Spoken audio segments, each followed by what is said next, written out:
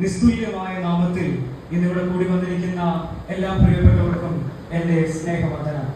യേശുവിന്റെ രക്തത്താലേ ജയം, യേശുവിന്റെ രക്തത്താലേ ജയം. ഞാനിന്ന് പറയാൻ ആഗ്രഹിക്കുന്നത് യേശുവിന്റെ രക്തത്തെ കുറിച്ചാണ്. നമ്മുടെ പാപങ്ങളെ മോചിച്ച, നമ്മെ സാത്താന്റെ അധീനതയിൽ നിന്ന് വിടുവിച്ച ആ യേശുവിന്റെ രക്തത്തെ കുറിച്ച് പറയുവാൻ ഞാൻ ആഗ്രഹിക്കുന്നു. ഞാൻ പിന്നിൽ ഒരു വാക്യം കണ്ടു, ഞങ്ങളോ ക്രൂശിക്കപ്പെട്ട യേശുവിനെ പ്രസംഗിക്കുന്നു. അതെ, ഞങ്ങളോ ക്രൂശിക്കപ്പെട്ടവനായ യേശുവിനെ പ്രസംഗിക്കുകയാണ്. അപ്പോസ്തലനായ പൗലോസിനോട് മിഷണറി യാത്ര നടത്തുന്ന സമയത്ത് ആളുകൾ ചോദിച്ചു കാണണം, നീ എന്തിനാണ് ഈ സുവിശേഷം പറയുന്നത്? നിന്റെ ഈ പ്രസംഗത്തിലുള്ള ഉള്ളടക്കങ്ങൾ എന്തൊക്കെയാണെന്ന് ചോദിച്ചപ്പോ പൗലോസ് പറഞ്ഞിട്ടുണ്ടാകണം, ഞാൻ സംസാരിക്കുന്നത് ക്രൂശിക്കപ്പെട്ട യേശുവിനെയാണ്. അതെ, എന്റെയും നിന്റെയും കർമ്മഭാവവും ജന്മഭാവവും പോക്കുവാൻ അവനിതാ കാൽവറി ക്രൂശിൽ യാഗമായി തീർന്നു. യാഗങ്ങളെ കുറിച്ച് പറയുമ്പോൾ പഴയ നിയമത്തെ കുറിച്ച് പറയാതെ എനിക്ക് പോകുവാൻ സാധിക്കുകയില്ല. പഴയ നിയമം ലേവ്യാപുസ്തകത്തിലാണ് യാഗങ്ങളെ കുറിച്ച് നാം അധികമായി കാണുന്നത്. ലേവ്യാപുസ്തകം 4-ാം അധ്യായം 2 മുതൽ 10 വരെയുള്ള വാക്യങ്ങൾ. ലേവ്യാപുസ്തകം 4-ാം അധ്യായം 2 മുതൽ 10 വരെയുള്ള ദൈവത്തിന്റെ വചനം.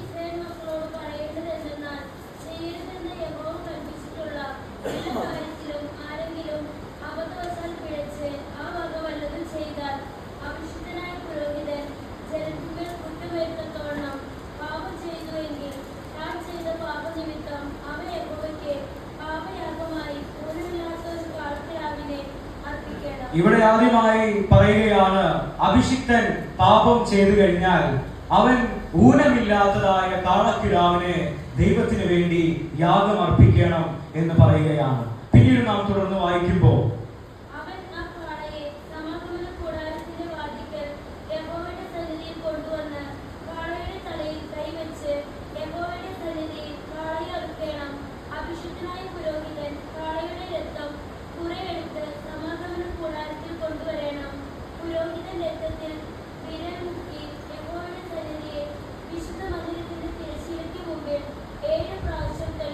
ഇവിടെ പറയുന്നു, ആ രക്തം കൊണ്ടുവന്ന് വിശുദ്ധ മന്ദിരത്തിന്റെ തിരശ്ശീലയ്ക്ക് മുന്നിൽ നിന്ന് ആ അഭിഷിക്തൻ തന്റെ വിരൽ മുക്കി ആ രക്തം 7 പ്രാവശ്യം തളിക്കണം. പിന്നീട് നാം പിന്നോട്ട് വായിച്ചു വരുമ്പോ ആ കാളയുടേതായ അവശിഷ്ടങ്ങളെല്ലാം ഹോമയാഗത്തിൽ ഇടത്തിന്മേലിട്ട് അത് ദഹിപ്പിക്കണം.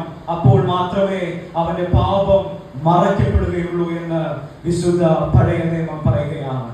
ഇവിടെ പുരോഹിതൻ 7 പ്രാവശ്യം വിരൽ മുക്കി തിരശ്ശീലയ്ക്ക് മുന്നിൽ, വിശുദ്ധ മന്ദിരത്തിന്റെ മുന്നിൽ നിന്ന് പുരോഹിതൻ 7 പ്രാവശ്യം വിരൽ മുക്കി രക്തം തെളിക്കും.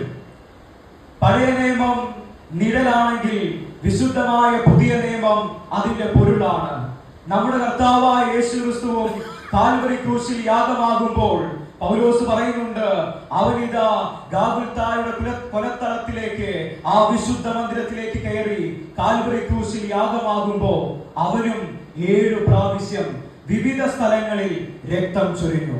പുരോഹിതൻ എങ്ങനെയാണോ പഴയ നിയമത്തിൽ തിരശ്ശീലയ്ക്ക് മുന്നിൽ നിന്ന് 7 പ്രാവശ്യം രക്തം തെളിക്കുന്നത്, അതുപോലെ തന്നെ നമ്മുടെ കർത്താവായ യേശു ക്രിസ്തുവും 7 വിവിധ സ്ഥലങ്ങളിൽ തന്റെ രക്തത്തെ ചൊരിയപ്പെടുത്തി.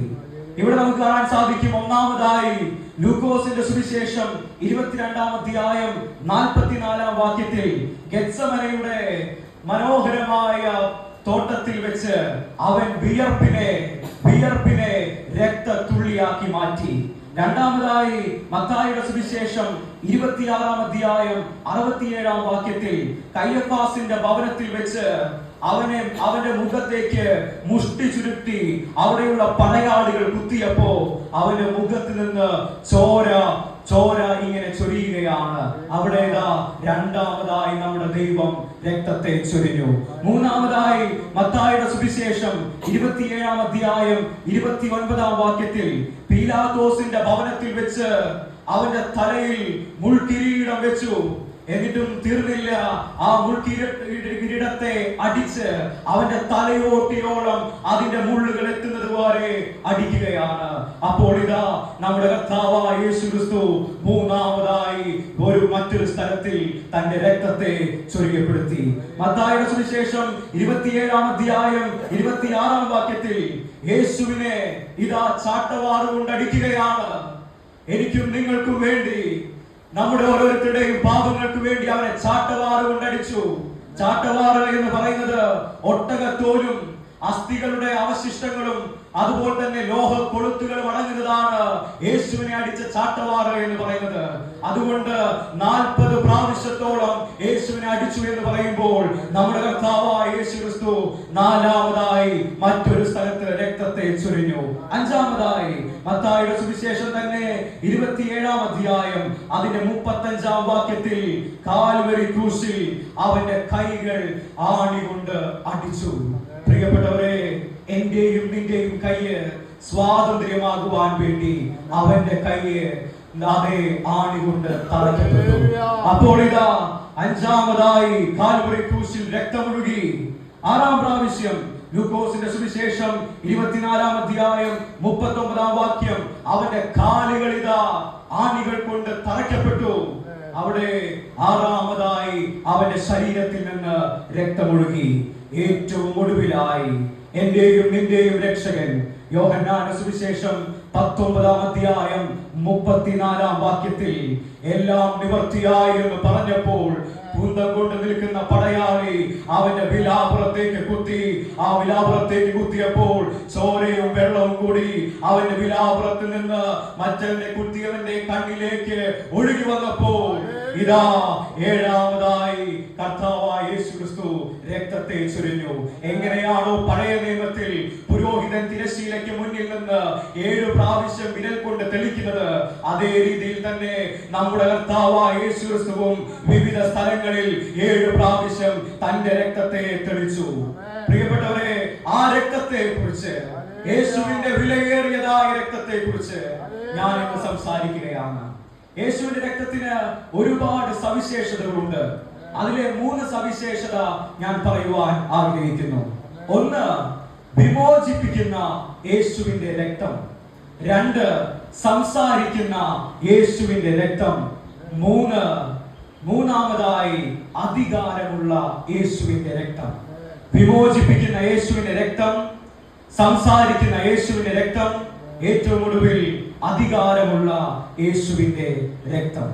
ലേവ്യ പുസ്തകം 17-ാം അധ്യായം 11-ാം വാക്യം നാം വായിക്കുമ്പോൾ ഇപ്രകാരം പറയുന്നു. ലേവ്യ പുസ്തകം 17-ാം അധ്യായം 11-ാം വാക്യം, മാംസത്തിന്റെ ജീവൻ രക്തത്തിലല്ലോ ഇരിക്കുന്നത്, യാഗപീഠത്തിന്മേൽ നിങ്ങൾക്ക് വേണ്ടി പ്രാശ്ചിത്തം കഴിപ്പാൻ ഞാൻ അത് നിങ്ങൾക്ക് തന്നിരിക്കുന്നു. പ്രിയപ്പെട്ടവരെ, ഒരു മാംസത്തിന്റെ ജീവൻ ഇരിക്കുന്നത് അതിന്റെ രക്തത്തിലാണെന്ന് ലേവ്യ പുസ്തകം പറയുന്നു. എന്നാൽ എന്തിനാണ് സർവശക്തനായ ദൈവം രക്തം നൽകിയത്? അത് ഹോമയാഗപീഠത്തിന്മേലും അല്ലെങ്കിൽ മറ്റ് യാഗപീഠങ്ങളുടെ മേലും നമ്മുടെ പാപമോചനത്തിൽ നിന്ന് നമ്മെ രക്ഷിക്കുവാൻ, അത് പ്രാശ്ചിത്തമാക്കുവാനാണ് ഓരോ മാംസത്തിനും രക്തം കൊടുത്തത് എന്ന് ലേവ്യ പുസ്തകം വിശദമായി പറയുകയാണ്. എന്നാൽ രക്തച്ചൊരിച്ചിലില്ലാതെ ഒരു വീണ്ടെടുപ്പ് സാധ്യമല്ല. അത് അപ്പോസ്തലനായ പൗലോസ് പറയുന്നുണ്ട്. ഒരു രക്തം മുഴുവനായ ഒരു മാംസത്തിൽ നിന്ന് ചൊരിഞ്ഞു പോകാതെ ഒരു വീണ്ടെടുപ്പും സാധ്യമല്ല. ഞാൻ ചോദിക്കട്ടെ, ആദ്യമായി വേദപുസ്തകത്തിൽ ആരുടെ രക്തമാണ് ഈ ഭൂമിയിൽ വീണത്?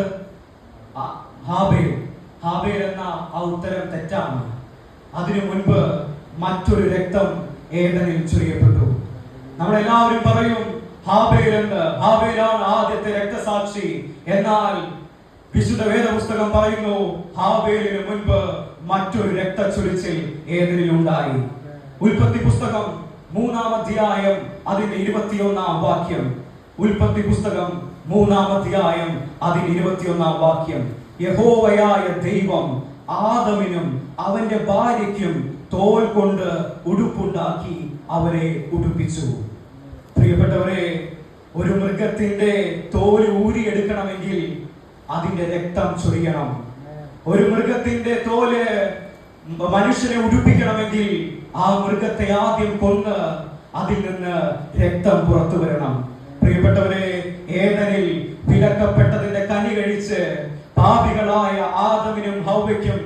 അവരുടെ നഗ്നത മറയ്ക്കുവാൻ, തേജസ്സിൽ പൊതിഞ്ഞു പിടിച്ച് പാപം ചെയ്തപ്പോൾ തേജസ് വിട്ടുമാറിപ്പോയ അവരുടെ നഗ്നത എന്ന പാപം മറയ്ക്കുവാൻ യഹോവയായ ദൈവം ഹാബേലിന് മുൻപ് തന്നെ ഒരു കാളക്കുഞ്ഞിനെ അല്ലെങ്കിൽ ഒരു ആട്ടുകൊറ്റനെ അവൻ യാഗമാക്കി. എന്നിട്ട് അതിന്റെ മുകളിൽ നിന്ന് ആ തൊലിയെ പറിച്ചെടുത്ത് അവരുടെ നഗ്നത മറയ്ക്കുവാൻ അവർക്ക് കൊടുത്തു. പക്ഷേ ഇവിടെ വിശദമാണ്. പഴയ നിയമത്തിലെ ഒരു യാഗത്തിനും ഇത് യഹോവയായ ദൈവം നടത്തിയ യാഗമാണ്. പക്ഷേ ആദമിനും ഹവ്വയ്ക്കും അവരുടെ പാപത്തെ മായ്ക്കുവാൻ ഈ ഒരു തോല് കൊണ്ട് സാധിച്ചില്ല. മറിച്ച് ആ നഗ്നത മറയ്ക്കുവാൻ മാത്രമേ സാധിച്ചുള്ളൂ. മറയ്ക്കുക, മായ്ക്കുക എന്ന ഈ രണ്ട് പദത്തിന് ഒരുപാടധികം വ്യത്യാസങ്ങളും ഒരുപാടധികമുണ്ട്. കാരണം മറച്ചത് തിരശീല മാറുമ്പോ വീണ്ടും കാണുവാൻ സാധിക്കും. മറയപ്പെട്ടത് ഒരു നാൾ പിടിക്കപ്പെടും. എന്നാൽ മായ്ച്ചതാണെങ്കിൽ വീണ്ടും എഴുതി പിടിപ്പിക്കാനേ സാധിക്കൂ, അല്ലാതെ പിന്നീട് അത് കാണുവാൻ സാധിക്കില്ല. പ്രിയപ്പെട്ടവരെ, പഴയ നിയമത്തിലെ ഏത് പാപത്തിനുള്ള യാഗവും നമ്മൾ എടുത്തു നോക്കിയാലും പാപയാഗങ്ങളെല്ലാം അവന്റെ പാപം മറയ്ക്കുവാനായിരുന്നു.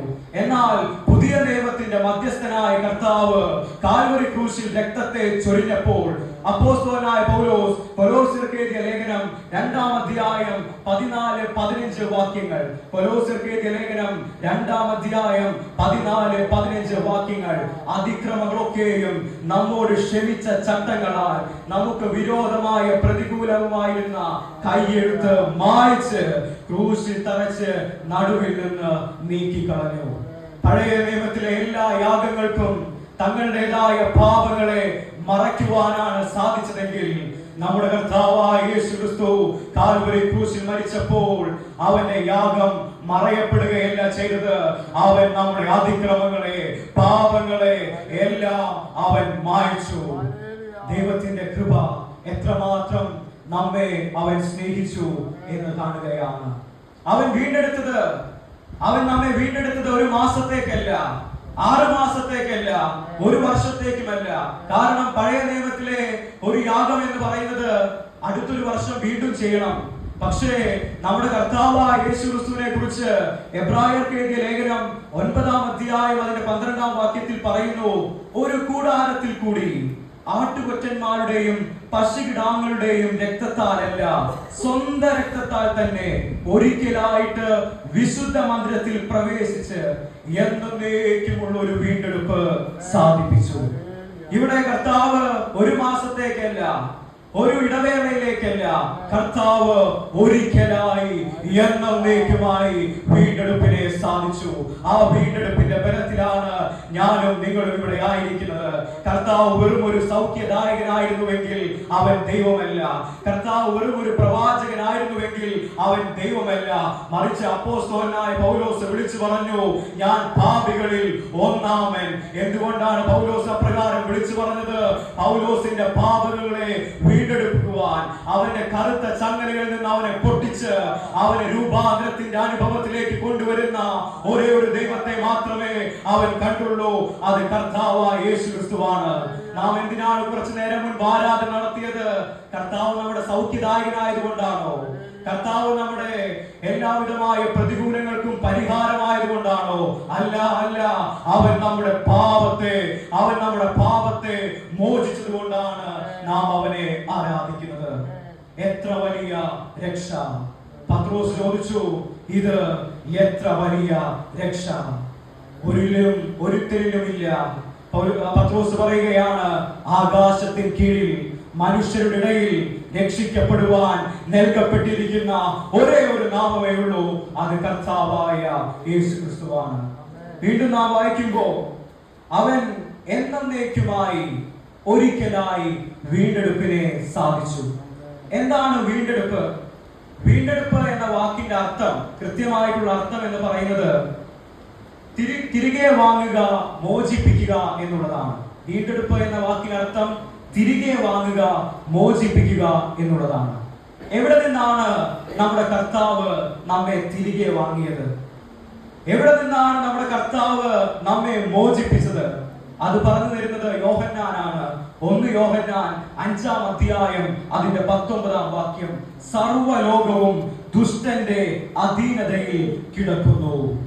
ഇവിടെ യോഹന്നാൻ പറയുകയാണ്, ഈ സർവ്വലോകവും ദുഷ്ടന്റെ അധീനതയിൽ കിടക്കുന്നു. അപ്പോൾ എവിടെ നിന്നാണ് യേശുവിന്റെ രക്തം നമ്മെ മോചിപ്പിച്ചത്? എവിടെ നിന്നാണ് യേശുവിന്റെ രക്തം നമ്മെ വിലയ്ക്ക് വാങ്ങിയത്? സർവ്വലോകവും അധീനതയിൽ കിടക്കുന്ന ഈ ലോകത്തിന്റെ പ്രഭുവായ പിശാചിന്റെ കയ്യിൽ നിന്നാണ് നമ്മെ ദൈവം വിലയ്ക്ക് വാങ്ങിയത്.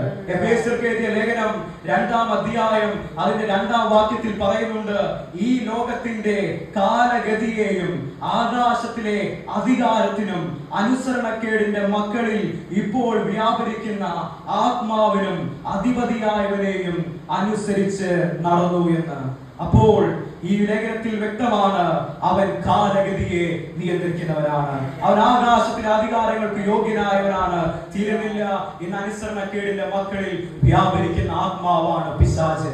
എന്നാൽ നമ്മുടെ തിരുവചനം പറയുന്നു, ആ പിശാചിന്റെ കയ്യിൽ നിന്ന് നമ്മുടെ കർത്താവായ യേശു ക്രിസ്തു എന്ന പുതിയ യജമാനൻ നമ്മെ വിലയ്ക്ക് വാങ്ങി.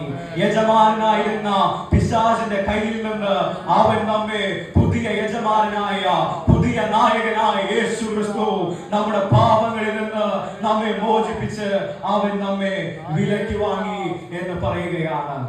പ്രിയപ്പെട്ടവരെ, ഞാൻ എനിക്കെപ്പോഴും പറയാനുള്ളത് പത്രോസിന്റെ വാക്കുകളാണ്. ഇത്ര വലിയ രക്ഷ എന്നെ സ്നേഹിപ്പാൻ എന്നിൽ എന്ത് കണ്ടു? പ്രിയപ്പെട്ടവരെ, ഏതനിൽ നമ്മളിൽ നിന്ന് വിട്ടുപോയ തേജസ്സിനെ വീണ്ടും വീണ്ടെടുക്കാൻ നമ്മുടെ കർത്താവായ യേശു ക്രിസ്തു കാൽവരി ക്രൂശിൽ യാഗമായി മാറി. തീരുന്നില്ല, ലൂക്കോസിന്റെ സുവിശേഷം 12-ാം അധ്യായം 37-ാം വാക്യത്തിൽ ഇപ്രകാരം പറയുന്നു, യജമാനൻ വരും നേരം ഉണർന്നിരിക്കുന്നവരായി കാണുന്ന ദാസന്മാർ ഭാഗ്യവാന്മാർ. എന്തിനാണ് പിശാച് എന്ന യജമാനന്റെ കയ്യിൽ നിന്ന് പുതിയ നായകനായ അഥവാ പുതിയ യജമാനനായ കർത്താവ് നമ്മെ വീണ്ടെടുത്തത്? നമ്മൾ ഒരു ദാസനെ പണിക്ക് വെക്കുമ്പോ നമ്മൾ പറയുന്ന കാര്യങ്ങൾ ചെയ്യാനാണ് അവനെ പണിക്ക് വെക്കുന്നത്. പിന്നീട് ആ ദാസന്റെ മേൽ മുഴുവൻ യജമാനത്വം ഉള്ളത് അവന്റെ യജമാനനാണ്.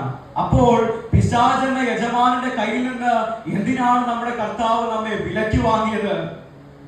ഇവിടെ ലൂക്കോസ് പറയുന്നു, യജമാനൻ വരും നേരം ഉണർന്നിരിക്കുന്നവരായി കാണുന്ന ദാസന്മാർ ഭാഗ്യവാന്മാർ. പ്രിയപ്പെട്ടവരെ, കർത്താവ് നമ്മെ വീണ്ടെടുത്തത്, കർത്താവ് പിശാചിന്റെ അധീനതയിൽ നിന്ന് നമ്മെ രക്ഷിച്ചത് എന്തിനാണ്? യജമാനൻ വരുന്ന സമയത്ത് ഉണർന്നിരിക്കുന്നവരായി കാണുവാനാണ്.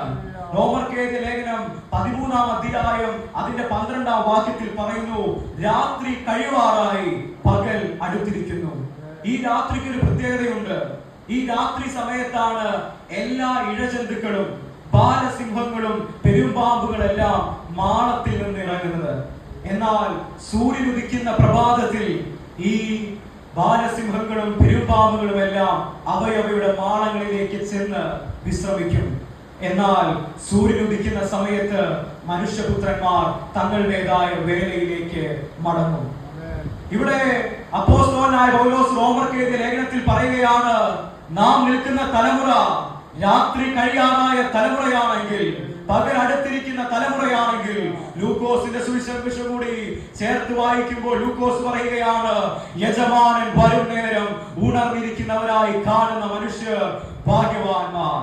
ഇന്ന് പ്രിയപ്പെട്ടവരെ, രാത്രി കഴിവാറായ സമയമാണെങ്കിൽ, പിശാചിന്റെയും ഈ ലോകാധിപതിയുടെയും മഹാവേശിയുടെയും കാലം കഴിയാറായ സമയമാണെങ്കിൽ, അതേ നമ്മുടെ കർത്താവായ യേശു ക്രിസ്തു മധ്യാകാശത്തിന്റെ മണിപ്പന്തലിൽ വന്നു ചേരാൻ സമയമായെങ്കിൽ, ഒരു സൂര്യനേക്കാൾ കവിഞ്ഞോ ഒരു പ്രകാശം ഈ ലോകത്തിൽ ഈ തലമുറയിൽ വരാൻ തയ്യാറാണെങ്കിൽ, പ്രിയപ്പെട്ടവരെ, പുതിയ യജമാനനായ കർത്താവായ യേശു ക്രിസ്തു നമ്മെ വിലയ്ക്ക് വാങ്ങിയത് ആ സമയത്ത് നമ്മൾ ഉണർന്നിരിക്കുന്നവരായി കാണുവാനാണ്, അവന് വേണ്ടി വേല ചെയ്യുന്നവരായി കാണുവാനാണ്. രാത്രി കാലങ്ങളിൽ എല്ലാ മൃഗങ്ങളും അതോടൊപ്പം തന്നെ ഇഴജന്തുക്കളും മാളത്തിലേക്ക് പോകുന്ന സമയത്ത് മനുഷ്യപുത്രൻ ഉണർത്തെഴുന്നേൽക്കുവാനാണ് നമ്മുടെ കർത്താവായ യേശു ക്രിസ്തു നമ്മെ വിലയ്ക്ക് വാങ്ങിയത്. പ്രിയപ്പെട്ടവരെ, അടുത്തതായി എന്താണ് ഈ വീണ്ടെടുപ്പും രക്ഷയും? എന്താണ് ഈ വീണ്ടെടുപ്പും രക്ഷയും? ഞാൻ കൺവെൻഷനൊക്കെ പോകുമ്പോൾ കേൾക്കാറുണ്ട്, 1999 മെയ് മാസം 16-ാം തീയതി ഞാൻ രക്ഷ പ്രാപിച്ചു എന്നൊക്കെ സാക്ഷ്യങ്ങളിലൂടെ ഞാൻ കേൾക്കാറുണ്ട്. എന്താണ് ഈ രക്ഷയും വിമോചനവും തമ്മിലുള്ള വ്യത്യാസം? നമുക്കറിയാം, ഇവിടെ എബ്രായർക്ക് എഴുതിയ ലേഖനത്തിൽ ലേഖനക്കാരൻ പറയുന്നുണ്ട്, ഒരിക്കലായി എന്നേക്കുമായി അവൻ വീണ്ടെടുപ്പ് സാധിച്ചു. വീണ്ടെടുപ്പ് എന്ന് പറയുന്നത് ഒരിക്കലായി എന്നേക്കുമായി നടന്ന ഒരു സംഭവമാണ്. അത് എനിക്കും നിങ്ങൾക്കും മാത്രമല്ല, ഈ ലോകത്തിൽ വർഗമില്ല, ജാതിയില്ല, എല്ലാവർക്കും ആ വീണ്ടെടുപ്പ് ദൈവമായ കർത്താവ് ഒരിക്കലായി സാധിപ്പിച്ചതാണ്. എന്നാൽ രക്ഷ എന്ന് പറയുന്നത് ആ വീണ്ടെടുപ്പിലൂടെ ഒരു വ്യക്തിക്ക് ലഭിക്കുന്ന വ്യക്തിഗത അനുഭവമാണ്. ഇവിടെ നമുക്ക് പഴയ നിയമത്തിൽ നാം വായിച്ചപ്പോൾ കണ്ടു, 7 പ്രാവശ്യം പുരോഹിതൻ ഇതാ തിരശീലയ്ക്ക് മുന്നിൽ നിന്ന്, വിശുദ്ധ മന്ദിരത്തിന്റെ മുന്നിൽ നിന്ന് 7 പ്രാവശ്യം രക്തം തെളിച്ചു. എന്നിട്ട് ബാക്കി വരുന്ന അവശിഷ്ടങ്ങളെല്ലാം ഹോമയാഗപീഠത്തിന്മേലിട്ട് കത്തിച്ചു. ആ യാഗം അവിടെ ഹോമയാഗപീഠത്തിന്മേൽ കത്തുമ്പോഴാണ് ആ യാഗം പൂർണ്ണമായി മാറുന്നത്. ആ യാഗത്തിന്റെ മേൽ അവശിഷ്ടങ്ങൾ ദഹിച്ചില്ലെങ്കിൽ, അല്ലെങ്കിൽ അഗ്നി ജ്വലിച്ചില്ലെങ്കിൽ ആ യാഗം പൂർണ്ണമല്ല. നമ്മുടെ കർത്താവായ യേശു ക്രിസ്തുവും കാൽവരി ക്രൂശിൽ പരമയാഗമായി മാറി. എന്നാൽ ആ യാഗം പൂർത്തിയാവണമായിരുന്നുവെങ്കിൽ നമ്മുടെ കർത്താവായ യേശു ക്രിസ്തുവിന്റെ യാഗപീഠത്തിലും അഗ്നി ജ്വലിക്കണമായിരുന്നു. ആ അഗ്നി ജ്വലിച്ചതിന്റെ ഫലമായി പുതിയ നിയമസഭയ്ക്ക് ലഭിച്ചതാണ് ഈ രക്ഷ എന്ന് പറയുന്നത്. എവിടെയാണ് നമ്മുടെ കർത്താവായ യേശു ക്രിസ്തുവിന്റെ യാഗത്തിന്റെ അവസാനമായി അഗ്നി ജ്വലിച്ചത്? എന്തായാലും പാപമോചനത്തിനൊരു യാഗം നടക്കുമ്പോൾ അഗ്നി ജ്വലിക്കാതെ ആ ഒരു യാഗം പൂർണ്ണമല്ല. അങ്ങനെയാണെങ്കിൽ നമ്മുടെ കർത്താവായ യേശു ക്രിസ്തുവിന്റെയും യാഗപീഠത്തിന്മേൽ തീ ജ്വലിക്കണം. എന്നാൽ നമ്മുടെ കർത്താവായ യേശു ക്രിസ്തുവിന്റെയും വിലയേറിയ യാഗത്തിന് മുൻപിൽ അഗ്നി ജ്വലിച്ചു. അപ്പോസ്തല പ്രവൃത്തികൾ 2-ാം അധ്യായം സവിസ്തരമായി നാം വായിക്കുമ്പോൾ ഇപ്രകാരം നാം കാണുന്നുണ്ട്, മർക്കോസിന്റെ മാളിക മുറിയിൽ ഭയന്നുകൊണ്ട് പേടിച്ചുകൊണ്ടിരിക്കുന്ന ശിഷ്യന്മാർക്ക് ചുറ്റും ഒരു വലിയൊരു അഗ്നിനാവ് അവിടെ രൂപാന്തരപ്പെടുകയാണ്. അവിടെ ഇതാ നമ്മുടെ കർത്താവായ യേശു ക്രിസ്തുവിന്റെ പരമയാഗത്തിന്റെ 50 ദിവസങ്ങൾക്ക് ശേഷം അവന്റെ യാഗവും പൂർത്തിയായി. അവന്റെ യാഗപീഠത്തിന്റെ മേലും അഗ്നി ജ്വലിച്ചു. അതിലൂടെ നമുക്കിതാ പരിമിതികളില്ലാത്ത പരിശുദ്ധാത്മാവിനെ നമുക്ക് ലഭിക്കുകയാണ്. ആ പരിശുദ്ധാത്മാവിനെ ലഭിക്കുന്നതാണ് യഥാർത്ഥത്തിൽ രക്ഷ എന്ന് പറയുന്നത്. വീണ്ടെടുപ്പ് എന്നത് നമുക്ക് വേണ്ടി കർത്താവ് മരിച്ചു. എന്നാൽ രക്ഷ എന്ന് പറയുന്നത് പെന്തക്കോസ്ത് പെരുന്നാളിൽ അന്ന് ശിഷ്യന്മാർ കൂടിയിരിക്കുന്ന മാളിക മുറിയിൽ ഒരു അഗ്നി ജ്വലിച്ചു. ആ അഗ്നി ജ്വലിച്ചപ്പോൾ പുതിയ നിയമസഭയ്ക്ക് ഇതാ പരിശുദ്ധാത്മാവിനെ ലഭിക്കുകയാണ്. അതിലൂടെയാണ് രക്ഷ കൈവരുന്നത്. ഇവിടെ നമുക്ക് കാണാൻ സാധിക്കും, വീണ്ടെടുപ്പ് എന്ന് പറയുന്ന സംഭവമാണ്, എന്നാൽ രക്ഷ ഒരു വ്യക്തിയുടെ അനുഭവമാണ്. ഒന്നുകൂടി സവിസ്തരമായി പറയുകയാണെങ്കിൽ, അപ്പോസ്തലനായ പൗലോസ് ശൗലായിരിക്കുന്ന സമയത്ത് അവൻ വീണ്ടെടുക്കപ്പെട്ടവനായിരുന്നു. എന്നാൽ ഡെമസ്കോസിന്റെ പടിവാതിക്കൽ ഉന്നത കുലജാതിക്കാരൻ, എബ്രായനിൽ നിന്ന് ജനിച്ച എബ്രായൻ, ന്യായപ്രമാണം സംബന്ധിച്ച് ഏറ്റവും വിജ്ഞാനി, തിരുനില ഗമാലിയേലിന്റെ പാദപീഠത്തിൽ നിന്ന് വിദ്യ അഭ്യസിച്ചവൻ, ഡെമസ്കോസിന്റെ പടിവാതിക്കൽ വീണ് കിടന്ന് കർത്താവേ നീ ആരാകുന്നു എന്ന് ചോദിക്കുമ്പോഴാണ് അവന് രക്ഷ കൈവരുന്നത്. അവൻ ശൗലായിരിക്കുന്ന സമയത്ത് അവന് വീണ്ടെടുപ്പ് ലഭിച്ചു. പിന്നീടോ അയ്യോ കർത്താവേ നീ ആരാകുന്നു എന്ന് ചോദിക്കുന്ന സമയത്താണ് അവന് രക്ഷ ലഭിക്കുന്നത്. പ്രിയപ്പെട്ടവരെ, നാം ഇപ്പോഴൊക്കെയും ആലോചിക്കേണ്ടത്, നമ്മുടെ കർത്താവ് ഈ ലോകത്തെ മുറ്റുമായി വീണ്ടെടുത്തു. പക്ഷേ വീണ്ടെടുക്കപ്പെട്ടത് കൂട്ടത്തിനേക്കാളും രക്ഷിക്കപ്പെട്ടവരുടെ കൂട്ടത്തെ കാണുവാനാണ് ദൈവം ആഗ്രഹിക്കുന്നത്. കർത്താവായ യേശു ക്രിസ്തുവിന്റെ പേരിന്റെ അർത്ഥം ഇങ്ങനെയായിരുന്നു, രക്ഷകൻ. ഒന്നുകൂടി വിശദമായി പറഞ്ഞാൽ യഹോവ രക്ഷകൻ. പക്ഷേ രക്ഷിതാവ് ഈ ലോകത്തിലേക്ക് വന്നു, അവൻ എല്ലാവരെയും വീണ്ടെടുത്തു. എന്നാൽ എല്ലാവരും അത് വിശ്വസിപ്പാൻ തയ്യാറായില്ല. പ്രിയപ്പെട്ടവരെ, ഇന്ന് രക്ഷിക്കപ്പെട്ടവരായി കാണുന്നവരെയാണ് ദൈവം ഭാഗ്യവാന്മാർ എന്ന് വിളിക്കുന്നത്. എന്നാൽ രക്ഷ ദൈവത്തിന്റെ ദാനമാണ്. നമുക്ക് കാണുവാൻ സാധിക്കും എഫേസ്യർക്ക് ലേഖനം 2-ാം അധ്യായം അതിന്റെ 8-ാം വാക്യം, കൃപയാലല്ലോ നിങ്ങൾ വിശ്വാസം മൂലം രക്ഷിക്കപ്പെട്ടത്, അതിന് നിങ്ങൾ കാരണമല്ല, ദൈവത്തിന്റെ ദാനമത്രേ ആകുന്നു. രക്ഷ എന്ന് പറയുന്നത് ദൈവത്തിന്റെ ദാനമാണ്.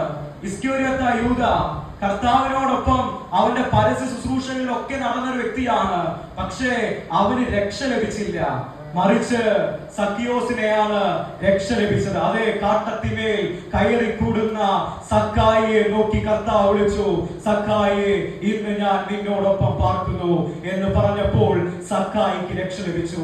അത്രയും കാലം കൂടെ ഉണ്ടായിരുന്ന യൂദയ്ക്ക് ലഭിച്ചില്ല, എന്നാൽ സക്കായിക്ക് രക്ഷയെ ലഭിച്ചു. പിന്നീട് നാം വായിക്കുന്നു, ധനികനായ ഒരു മനുഷ്യൻ കർത്താവെ, ഞാൻ രക്ഷപ്പെടാൻ എന്ത് ചെയ്യണമെന്ന് ചോദിച്ചു വരുമ്പോൾ അവന് രക്ഷ ലഭിച്ചില്ല. പക്ഷേ വ്യഭിചാര കർമ്മത്തിന് പിടിക്കപ്പെട്ട് എല്ലാവരും കല്ലുകളായി നിൽക്കുന്ന വ്യഭിചാര സ്ത്രീക്ക് ഇതാ കർത്താവിന്റെ രക്ഷ ലഭിച്ചു. രക്ഷ ദൈവത്തിന്റെ ദാനമാണ്. രക്ഷ എന്തിലൂടെ ലഭിക്കുന്നു? അത് വിശ്വാസത്തിലൂടെ ലഭിക്കുന്നു. വിശ്വാസത്തിന്റെ നായകനും പൂർത്തി വരുത്തുന്നവരുമായ കർത്താവിലേക്ക് നോക്കുമ്പോ, ചില പ്രതിസന്ധികൾ വരുമ്പോ, ചില ഭാരങ്ങൾ വരുമ്പോ, അവന്റെ സൂര്യനേക്കാൾ ഉദിച്ചു നിൽക്കുന്ന വെള്ളോടിനോട് സദൃശമായ കാര്യങ്ങളുള്ള 7 പൊൻനിലകൾക്ക് നടുവിൽ ഊലാവുന്ന ദൈവത്തെ നോക്കുന്ന സമയത്താണ് നമുക്ക് രക്ഷയെ ലഭിക്കുന്നത്. ഇവിടെ ഇതാ പൗലോസ് ചോദിച്ചു, നീ ആരാകുന്നു കർത്താവേ? അപ്പോൾ ഇതാ അവന് രക്ഷയെ ലഭിച്ചു. ഇതാ സഭയെ മുടിക്കുന്നവൻ സഭയെ പണിയുന്നവനായി മാറി. രക്ഷ ഒരു മനുഷ്യനെ രൂപാന്തരപ്പെടുത്തി. പ്രിയപ്പെട്ടവരെ, വീണ്ടെടുപ്പ് എന്ന വിഷയത്തോട് ആധാരമായി നാം ഇത്രയും നേരം നോക്കിയത്, വീണ്ടെടുപ്പ് എന്താണ്? നമ്മെ എന്തിൽ നിന്നാണ് കർത്താവ് വീണ്ടെടുത്തത്? വീണ്ടെടുപ്പും രക്ഷയും തമ്മിലുള്ള വ്യത്യാസം എന്താണ്? അടുത്തതായി സംസാരിക്കുന്ന യേശുവിന്റെ രക്തം. സംസാരിക്കുന്ന യേശുവിന്റെ രക്തം. എബ്രായർക്ക് ലേഖനം 12-ാം അധ്യായം അതിന്റെ 24-ാം വാക്യത്തിൽ ഇപ്രകാരം നാം വായിക്കുന്നു. എബ്രായർക്ക് ലേഖനം 12-ാം അധ്യായം അതിന്റെ 24-ാം വാക്യം.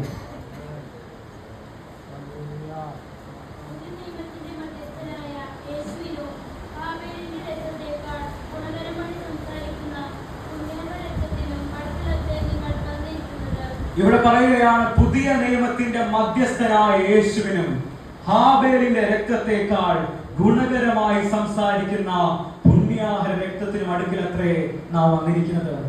എബ്രായ സഭയോട് ലേഖനക്കാരൻ പറഞ്ഞു, നിങ്ങൾ അടുത്ത് വന്നിരിക്കുന്നത് ഹാബേലിന്റെ രക്തത്തെക്കാൾ ഗുണകരമായി സംസാരിക്കുന്ന പുണ്യാഹര രക്തത്തിന് കീഴിലാണ്. ഇന്ന് നാം വന്നിരിക്കുന്നത് മറ്റൊരു രക്തത്തിന്റെയും മറ്റൊരു വിഗ്രഹത്തിന്റെയും നടുവിലല്ല.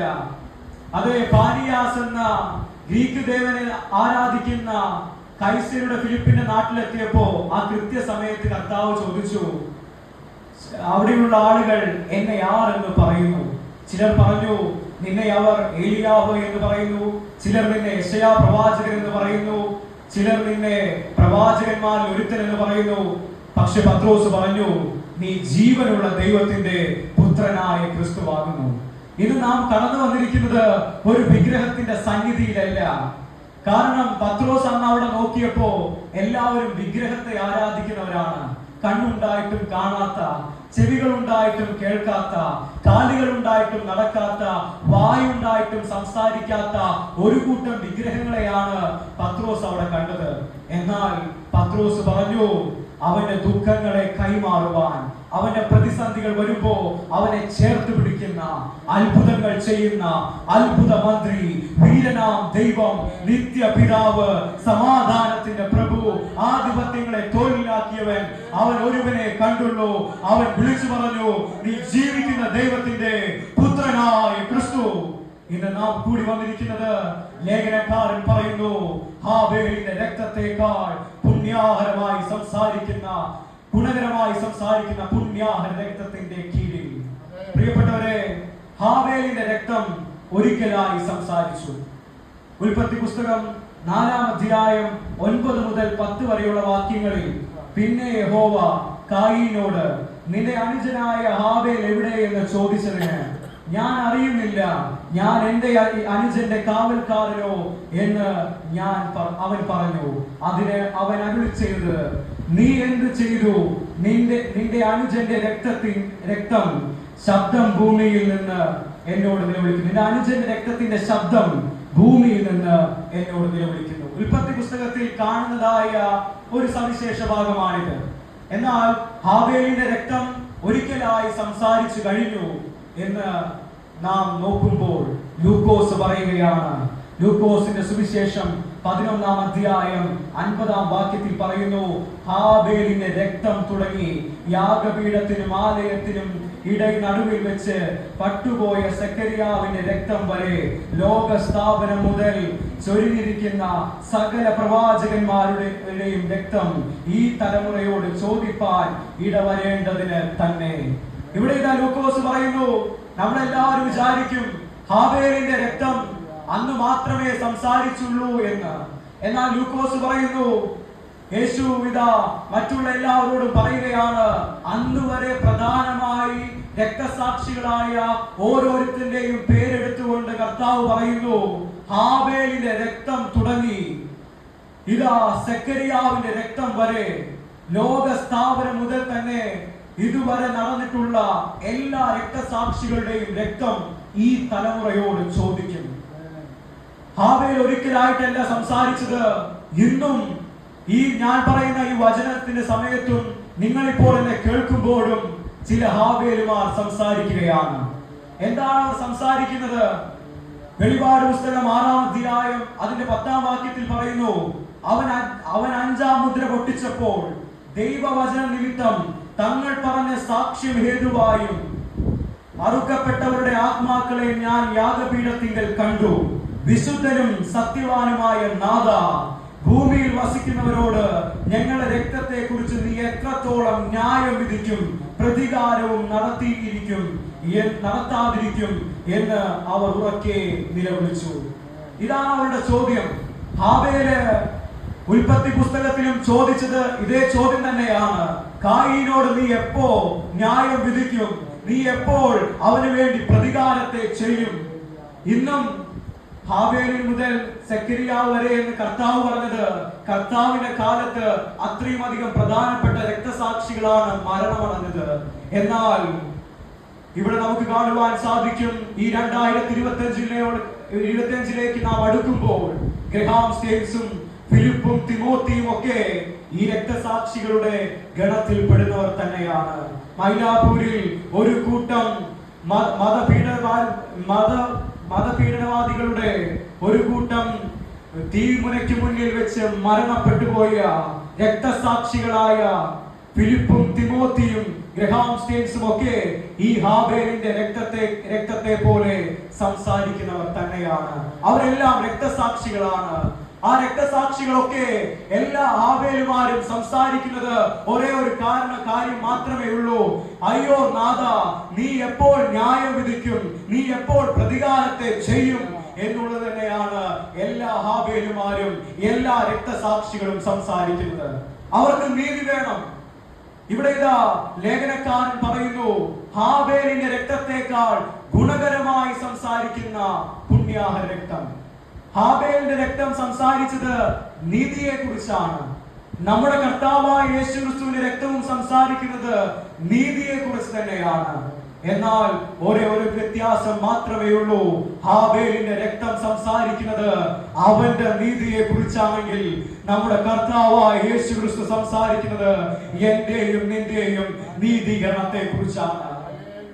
അത്രമേൽ നമ്മെ സ്നേഹിച്ച മറ്റൊരു ദൈവമില്ല. യോഹന്നാൻ പറഞ്ഞു, യേശു നമ്മെ സ്നേഹിച്ചു, അവസാനത്തോളം നമ്മെ സ്നേഹിച്ചു. ഇവിടെ ഹാബേലും രക്തസാക്ഷികളും പറയുന്നത് അവരുടെ നീതിയാണെങ്കിൽ നമ്മുടെ കർത്താവ് നിലവിളിക്കുകയാണ്, എന്റെയും നിന്റെയും നീതിക്ക് വേണ്ടി. നമുക്കിവിടെ കാണുവാൻ സാധിക്കും എന്താണ് നീതീകരണം. എന്താണ് നീതീകരണം?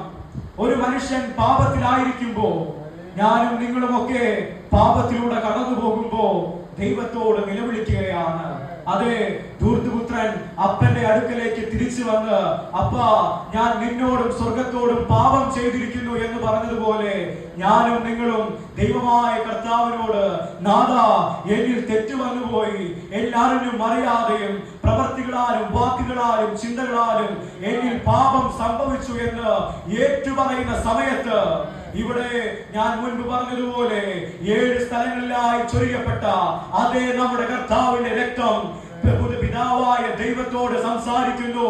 ഇതേ രീതിയിൽ തന്നെ അവന്റെ നീതിയെ കുറിച്ചല്ല, എന്റെയും നിന്റെയും നീതിയെ കുറിച്ച്. അയ്യോ നാഥാ, ഞാൻ ഇവന് വേണ്ടി തന്നെയാണ് കാൽവരി ക്രൂശിൽ രക്തം ചൊരിഞ്ഞത്, ഞാൻ ഈ സ്ത്രീക്ക് വേണ്ടി തന്നെയാണ് കാൽവരി ക്രൂശിൽ രക്തം ചൊരിഞ്ഞത്. അവന്റെ പാപം ഇപ്പോൾ അവൻ ഏറ്റുപറയുന്നു. അവന്റെ പാപത്തിൽ നിന്ന് അവനെ വിടുവിക്കണമേ എന്ന് പുത്രന്റെ രക്തം ഇവിടെ നിന്ന് പിതാവിനോട് വിളിച്ചു പറയുമ്പോൾ പിതാവ് ഇപ്രകാരം എഴുതുന്നു. റോമർക്ക് എഴുതിയ ലേഖനം 3-ാം അധ്യായം 25-ാം വാക്യം, വിശ്വസിക്കുന്നവർക്ക് അവൻ തന്റെ രക്തം മൂലം പ്രായശ്ചിത്തമാക്കുവാൻ ദൈവം അവനെ പരസ്യമായി നിർത്തിയിരിക്കുന്നു. ദൈവം തന്റെ പൊറുമയിൽ മുൻകഴിഞ്ഞ പാപങ്ങളെ ശിക്ഷിക്കാതെ വിടുക നിമിത്തം തന്റെ നീതിയെ പ്രദർശിപ്പാൻ തന്നെ എന്നെഴുതുകയാണ്. ഇവിടെ നമുക്ക് കാണാൻ സാധിക്കും, കർത്താവായ യേശുക്രിസ്തുവിന്റെ രക്തം ഈ ലോകത്തിൽ നിന്ന് പിതാവായ ദൈവത്തിനോട്, അയ്യോ നാഥാ ഇവന്റെ പാപങ്ങളെ ക്ഷമിക്കണമേ എന്ന് പറയുമ്പോ അവന്റെ നീതി, പിതാവായ ദൈവത്തിന്റെ നീതി കാണിക്കേണ്ടതിന് അവൻ എന്ത് ചെയ്യുകയാണ്? നമ്മുടെ പാപങ്ങളെ ക്ഷമിക്കുകയാണ്. പുത്രന്റെ രക്തം നിലവിളിക്കുമ്പോ പിതാവായ ദൈവം അതിനെ ആദരിച്ചുകൊണ്ട് നമ്മുടെ പാപങ്ങളെ ക്ഷമിക്കുന്നു. പിന്നെയും പിന്നെയും പാപമെന്ന ആഴികളിൽ വലയപ്പെടുമ്പോ പ്രിയപ്പെട്ടവരെ, നാം വീണ്ടും വീണ്ടും ആ കർത്താവിനെ ക്രൂശിക്കുകയാണ്. അറിഞ്ഞും അറിയാതെയും പ്രവർത്തികളാലും വാക്കുകളാലും മനഃപൂർവമായും പാപം ചെയ്യുമ്പോ ആ കർത്താവായ യേശുക്രിസ്തു വീണ്ടും വിശുദ്ധ മന്ദിരത്തിലേക്ക് കയറി ചെല്ലേണ്ടി വരികയാണ്. പ്രിയപ്പെട്ടവരെ, അവന്റെ രക്തം നിലവിളിക്കുന്നു. അപ്പോൾ ദൈവം നമ്മുടെ പാപങ്ങളെ ക്ഷമിക്കുന്നു. ആധുനിക ഭാഷയിൽ പറയുകയാണെങ്കിൽ മുൻകഴിഞ്ഞ പാപങ്ങളുടെ ഒരു നീണ്ട ഫയൽ ഇവിടെ നിന്ന് പുത്രനായ യേശുവിന്റെ രക്തം നാഥനോട് നിലവിളിക്കുമ്പോ ആ വലിയ കട്ടിയേറിയ ഫയൽ അവൻ മായ്ക്കുകയാണ്. പിന്നീട് നമ്മൾ എഴുതാൻ പോകുന്നത് പുതിയ ജീവന്റെ പുസ്തകത്തിലേക്കുള്ള ലിഖിതങ്ങളായിരിക്കണം. പ്രിയപ്പെട്ടവരെ, നമ്മെ നീതീകരിച്ച ഒരപ്പനുണ്ടെങ്കിൽ അവന് വേണ്ടി ജീവിക്കുവാൻ നമുക്ക് സാധിക്കണം. ഒരു നീണ്ട ഫയൽ കർത്താവ് നമുക്ക് വേണ്ടി മായ്ക്കുകയാണ്. ആ ഒരു പ്രക്രിയയ്ക്ക് പറയുന്ന പേരാണ് നീതീകരണം. ഇവിടെ നിന്ന് പാപികളായ ഓരോരുത്തരും എന്റെ പാപങ്ങളെ ക്ഷമിക്കണമേ എന്ന് പറയുമ്പോ പുത്രന്റെ രക്തം നിലവിളിക്കും. അപ്പോൾ ദൈവം നമ്മുടെ പാപങ്ങളെ നീതീകരിക്കുന്നു. അതാണ് നീതീകരണം എന്ന് പറയുന്നത്. പ്രിയപ്പെട്ടവരെ, ഞാനിതാ അവസാനത്തെ വിഷയത്തിലേക്ക് കടക്കുന്നു. അധികാരമുള്ള യേശുവിന്റെ രക്തം. അധികാരമുള്ള യേശുവിന്റെ രക്തം. വെളിപാട് പുസ്തകം 12-ാം അധ്യായം 10 മുതൽ 11 വരെയുള്ള വാക്യങ്ങൾ. വെളിപാട് പുസ്തകം 12-ാം അധ്യായം 10 മുതൽ 11 വരെയുള്ള വാക്യങ്ങൾ.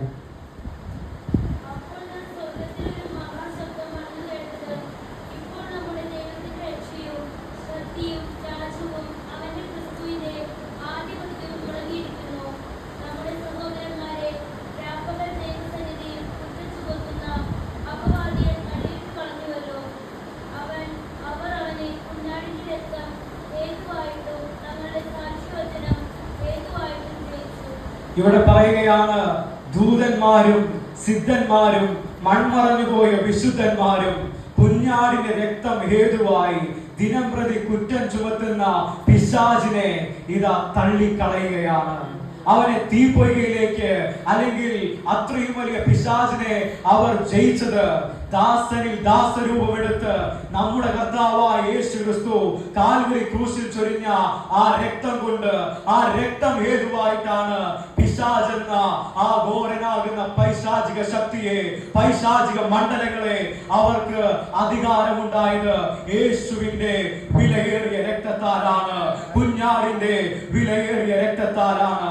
പിശാച് നമ്മൾ വിചാരിക്കുന്നത് പോലെ വളരെയധികം നിസ്സാരക്കാരനൊന്നുമല്ല. എഫേസ്യർക്ക് എഴുതിയ ലേഖനം 6-ാം അധ്യായം 11 മുതൽ 12 വരെയുള്ള വാക്യങ്ങൾ വായിക്കുമ്പോൾ നമുക്ക് കാണാൻ സാധിക്കും. വിശകലനപ്പെടുത്തിയത് ഞാൻ ചുരുക്കി പറയട്ടെ. ഒന്നാമതായി അവൻ തന്ത്രങ്ങളെ മെയ്യുന്നവരാണ്. രണ്ടാമതായി അവന്റെ കയ്യിൽ വാഴ്ചയും അധികാരങ്ങളും ഉള്ളവരാണ്. മൂന്നാമതായി അവൻ ഒരുവനല്ല, അവന്റെ പക്കൽ അനേക തരം സൈന്യങ്ങളുണ്ട്. അത്രയും വലിയ സൈന്യത്തിന്റെ ഉച്ചകോടിയിൽ നിൽക്കുന്ന പിശാചാകുന്ന ദിനം പ്രതി തന്റെ ദാസന്മാരെ കുറിച്ച് അപവാദം പറയുന്ന അപവാദിയെ ഇതാ ദൂതന്മാരും സിദ്ധന്മാരും മൺമറഞ്ഞുപോയ വിശുദ്ധന്മാരും ജയിച്ചത് നമ്മുടെ കുഞ്ഞാടിന്റെ രക്തം ഹേതുവായിട്ടാണ്. പ്രിയപ്പെട്ടവരെ, അധികാരമുള്ള യേശുവിന്റെ രക്തം, അധികാരമുള്ള യേശുവിന്റെ രക്തം ഇന്ന് ഒരു മനുഷ്യർക്കും ഈ ലോകത്തിലേക്ക് ചീന്തിക്കളയാൻ സാധിക്കാത്ത ഒരു രക്തം അന്ന് കാൽവരി ക്രൂശിന്റെ ഗാഗുൽത്തായുടെ കൊലത്തളങ്ങളിൽ ചൊരിയപ്പെട്ടു. അതാണ് എന്റെ യേശുവിന്റെ രക്തം. അതെനിക്ക് നൽകിയത് പൈശാചിക മണ്ഡലങ്ങളോടുള്ള വലിയ അധികാരമാണ്. ഇവിടെ ഇതാ സിദ്ധന്മാരും അനേകായിരം ദൂതന്മാരും ഇതാ പിശാചെന്ന ഘോരനായ പൈശാചിക ശക്തിയെ കുഞ്ഞാടിന്റെ രക്തം ഹേതുവായി തള്ളിക്കളഞ്ഞു. ഇവിടെ ഈ ഒരു പൊരുൾ എന്ന് പറയുന്നത് പഴയ നിയമത്തിന്റെ നിഴലാണ്. നമുക്ക് കാണാൻ സാധിക്കും, പെസഹയുടെ അന്ന് യഹോവയാകുന്ന ദൈവം തന്റെ ജനത്തിന് ഒരു നിയോഗം കൊടുത്തു. അവിടെ നിയോഗം കൊടുത്തത് അനവധിയായിട്ടുള്ള മഹാമാരികളൊക്കെ ദൈവം വിട്ടിട്ടും കടിഞ്ഞൂലുകളൊക്കെ വിട്ടിട്ടും ഫറവോന്റെ മനസ്സ് തകർന്നില്ല. അപ്പോൾ അതിനെ ഒന്ന് തകർക്കാൻ വേണ്ടി ദൈവം ഒരു നിയോഗത്തെ പെസഹയുടെ സമയത്ത് അവൻ ഈ ലോകത്തിലേക്ക് അഴിച്ചു വിടുകയാണ്. എന്നാൽ അതിനു മുൻപ് മോശയിലൂടെ തന്റെ അഭിഷിക്തന്മാരോട്, തന്റെ ഇസ്രായേൽ മക്കളോട് ദൈവം പറയുന്നുണ്ട്. അത് കാണുന്നത്, ആ നിഴൽ നമ്മൾ കാണുന്നത് പുറപ്പാട് പുസ്തകം 12-ാം അധ്യായം 22 മുതൽ 23 വരെയുള്ള വാക്യങ്ങളിലാണ്. പുറപ്പാട് പുസ്തകം 12-ാം അധ്യായം 22 മുതൽ 23 വരെയുള്ള ദൈവത്തിന്റെ വചനങ്ങൾ.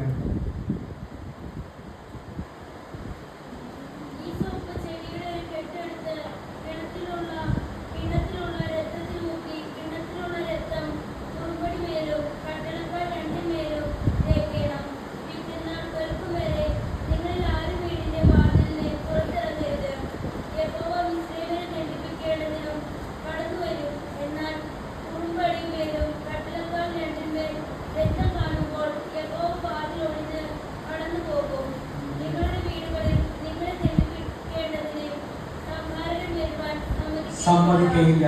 ഇവിടെ പറയുകയാണ്, ഈ സോപ്പ് ചെടിയുടെ തണ്ടെടുത്ത് രക്തത്തിൽ മുക്കി അതേ ഒരു പെസഹ കുഞ്ഞാടിനെ കൊണ്ടുവന്ന്, പെസഹ കുഞ്ഞാടിനെ തിരഞ്ഞെടുത്ത ഒരു കുഞ്ഞാടാണ്. പഴയ നിയമത്തിൽ ആ കിണ്ണത്തിലാക്കിയ രക്തത്തിന്റെ കുഞ്ഞാട് അല്ലെങ്കിൽ അതിന്റെ അവകാശി എന്ന് പറയുന്നത് പെസഹ ദിവസം തിരഞ്ഞെടുക്കപ്പെട്ട ഒരു കുഞ്ഞാടാണ്. അതുകൊണ്ട് ഇതാ പുതിയ നിയമത്തിൽ പൗലോസ് പറയുന്നു, ഇതാ നമ്മുടെ പെസഹ കുഞ്ഞാട്, ഇതാ നമ്മുടെ പെസഹ കുഞ്ഞാട്. പുതിയ നിയമത്തിൽ അവനിതാ ഒരു പെസഹ കുഞ്ഞാടിനെ പോലെ നടന്നു നീങ്ങി. ഇവിടെ പഴയ നിയമത്തിലേക്ക് നാം വരുമ്പോ ആ ഒരു കുഞ്ഞാടിന്റെ, തിരഞ്ഞെടുക്കപ്പെട്ട കുഞ്ഞാടിന്റെ രക്തം കിണ്ണത്തിലാക്കി അതിൽ ഈസോപ്പ് ചെടിയുടെ തണ്ട് മുക്കി കട്ടളമേലും കുറുകടിമേലും അത് തെളിക്കുന്ന സമയത്ത് സംഹാര ദൂതനെ തന്റെ ഭവനത്തിലേക്ക് അടുക്കുവാൻ സമ്മതിക്കുകയില്ല. സംഹാരദൂതനും ബാധകളും ഉണ്ടാകില്ല എന്നല്ല, മറിച്ച് ഈ രക്തം കാണുമ്പോൾ അവിടേക്ക് സംഹാരദൂതനെ കയറ്റിവിടുവാൻ എന്റെ ദൈവം സമ്മതിക്കുകയില്ല എന്ന് എഴുതിയിരിക്കുകയാണ്. പ്രിയപ്പെട്ടവരെ, പഴയ നിയമത്തിൽ ആ ഒരു വെറുമൊരു കുഞ്ഞാടിന്റെ രക്തത്തിന് സംഹാരദൂതനെ തടയാൻ സാധിച്ചുവെങ്കിൽ 400 വർഷത്തോളം ഇവിടെ ഇസ്രായേൽ മക്കളെ മേഘത്തിന്റെ തണലായും അഗ്നിസ്തംഭമായും നടത്തുവാൻ സാധിച്ചുവെങ്കിൽ, ഒരു വിമോചനത്തിന്റെ യാത്ര തുടക്കപ്പെടുത്താൻ സാധിച്ചുവെങ്കിൽ, ഇവിടെ പ്രിയപ്പെട്ടവരെ നമ്മുടെ യേശുവിന്റെ രക്തവും പ്രിയപ്പെട്ടവർ നാം ഓർക്കേണ്ടത്, നമ്മുടെ യേശുവിന്റെ രക്തം എത്രയേറെ വിലപ്പെട്ടതാണ്.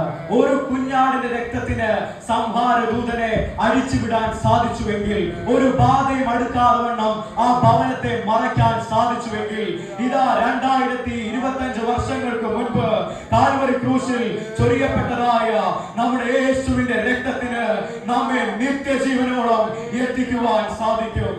പ്രിയപ്പെട്ടവരെ, എത്രയേറെ വിലയേറിയതായ യേശുവിന്റെ രക്തം 600,000 ജനങ്ങൾക്ക് വിടുതലായ ഒരു കുഞ്ഞാടിന്റെ രക്തമാണെങ്കിൽ, ഇന്ന് ഈ പുതിയ നിയമസഭയിൽ നമ്മുടെ കർത്താവായ യേശു ക്രിസ്തുവും ഒരു രക്തത്തെ ചൊരിഞ്ഞു.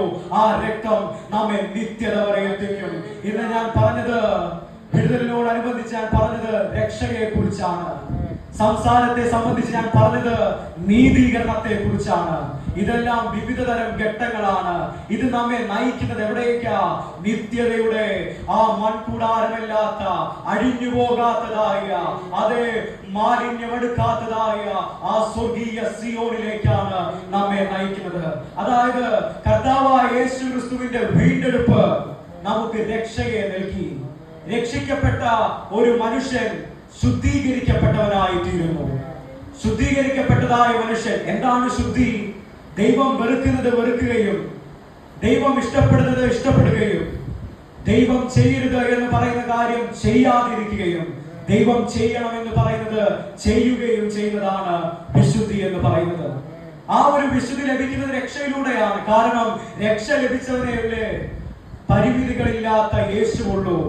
എന്താണ് ഈ പരിമിതികളില്ലാത്ത യേശു?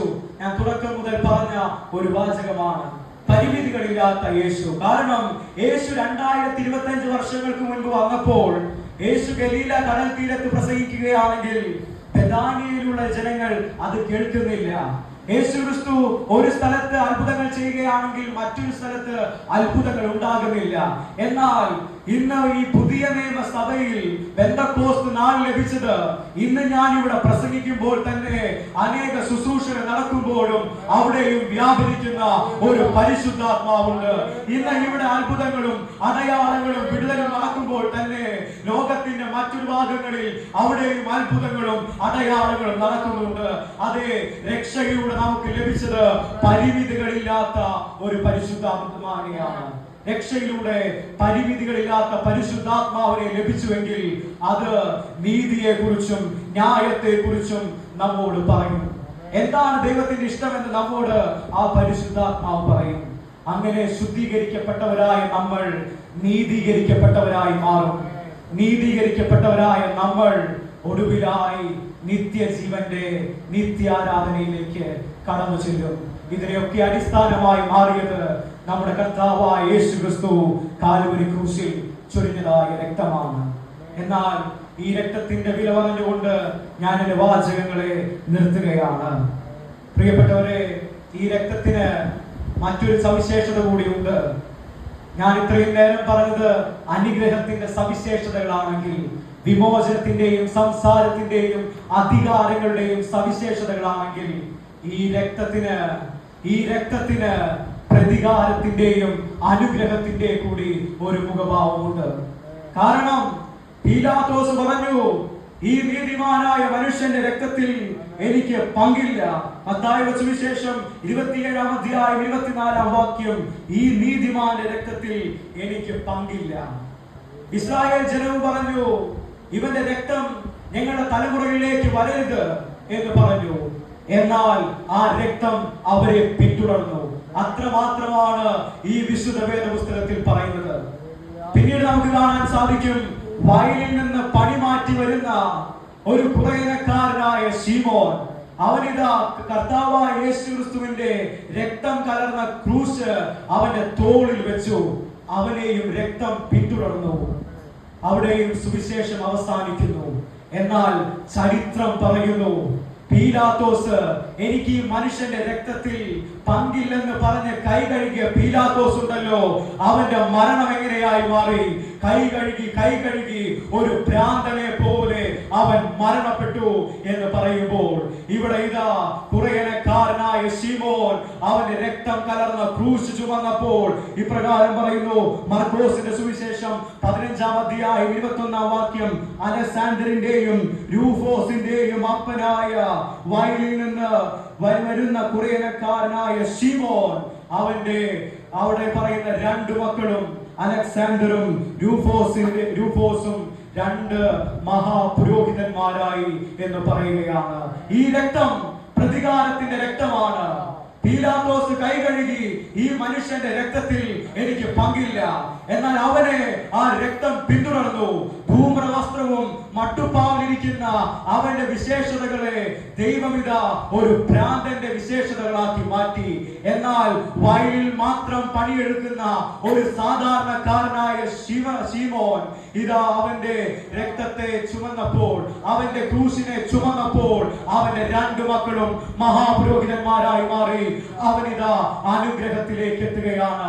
ഈ രക്തം പ്രതികാരത്തിന്റെയും അനുഗ്രഹത്തിന്റെയും രക്തമാണ്. ഞാൻ എന്റെ വചനത്തെ അവസാനിക്കുകയാണ്.